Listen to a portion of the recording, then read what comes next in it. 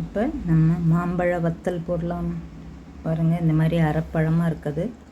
இந்த மாதிரி நறுக்கி எடுத்திருக்கேன். எப்படின்னா இந்த மாதிரி கீற்று நறுக்கிக்கணும். இதை வந்து சின்னதாக ரெண்டாக நறுக்கிக்கணும். இந்த மாதிரி நறுக்கி போட்டு வச்சுருக்கேன். இப்போ இது எல்லாமே நறுக்கிக்கலாம்.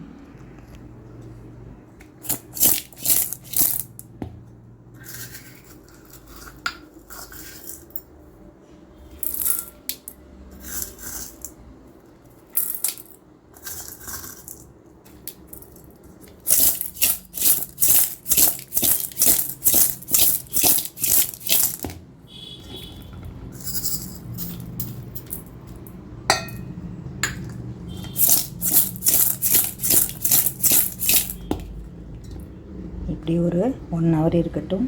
அப்புறம் வெயிலில் காய வைக்கலாம். இப்போ 1 hour ஆயிடுச்சு. இப்போ நம்ம மாம்பழம்லாம் நல்லா உப்பில் ஊறிடுச்சு. இப்படி 1 by 1 எடுத்து வெயிலில் காய வச்சுக்குவோம். இப்போ நம்ம வெயிலில் காய வச்சுட்டு திருப்பி இந்த உப்பில் போட்டு ஒரு தடவை பிரட்டிக்கணும். பாருங்கள் ஃப்ரெண்ட்ஸ், நம்மளோட மாங்காய் வத்தல் சூப்பராக காஞ்சிருச்சு. நான் வந்து அம்மா வீட்டில் இருக்கும்போது போட்டுட்டேன். இங்கே இப்போ எடுத்துகிட்டு வந்து காய வச்சுருக்கேன். கொஞ்சம் கொஞ்சமாக சாப்பிட்டு சும்மாவே சாப்பிட்டு காலி ஆயிடுச்சு. பாதிக்கு மேலே காலி ஆயிடுச்சு. இது வந்து சும்மா சாப்பிடவே அவ்வளோ நல்லாயிருக்கும். இனிப்பு, புளிப்பு, உப்பு எல்லாம் கலந்த மாதிரி சூப்பராக டேஸ்ட்டாக இருக்கும். வாயில் போட்டு சப்பி சாப்பிட்றதுக்கு அவ்வளோ சூப்பராக இருக்கும். அதனால் போட்டதில் பாதி சும்மா சாப்பிட்டே காலி ஆயிடுச்சு. இவ்வளோ தான் மிச்சம். இந்த மாதிரி நீங்களும் மாம்பழத்தில் அரைப்பழமாக இருக்கிறதுல செஞ்சு பாருங்கள்.